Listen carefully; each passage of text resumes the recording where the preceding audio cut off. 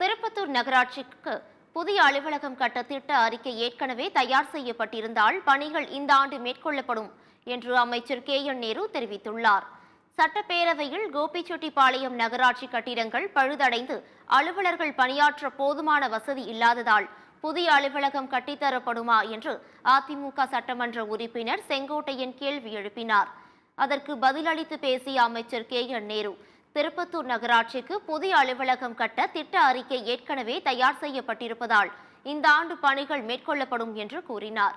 முன்னதாக திருப்பத்தூர் நகராட்சியில் உள்ள பழைய பேருந்து நிலையத்தில் புதிதாக வணிக வளாகம் கட்ட திட்டமிடப்பட்டு வருகிறது. விரிவான திட்ட அறிக்கை தயாரித்த நடவடிக்கை எடுக்கப்பட்டு வருகிறது என்று திருப்பத்தூர் சட்டமன்ற உறுப்பினர் நல்லந்தம்பி எழுப்பிய கேள்விக்கு அமைச்சர் KN நேரு இவ்வாறு கூறினார்.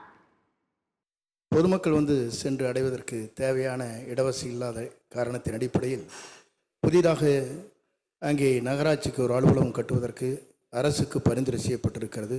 அதை அரசு உடனடியாக ஆய்வில் எடுத்துக்கொள்ளுமா என்பதை உங்கள் மூலமாக அறிய விரும்புகிறேன். மாண்புமிகு அமைச்சர் அவர்கள்.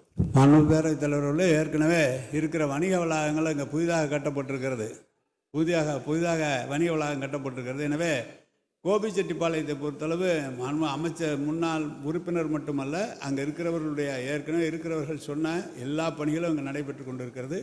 இப்போது மாண்புமிகு உறுப்பினர்கள் புதிய அலுவலக கட்டம் வேண்டும் என்று கேட்டிருக்கிறது. புதிய அலுவலக கட்டம் ஏற்கனவே விரிவான திட்டறிக்கை மட்டும் தயாரிக்கப்பட்டு இருக்குமானால் அது இந்த ஆண்டு எடுத்துக்கொள்ளப்படும்.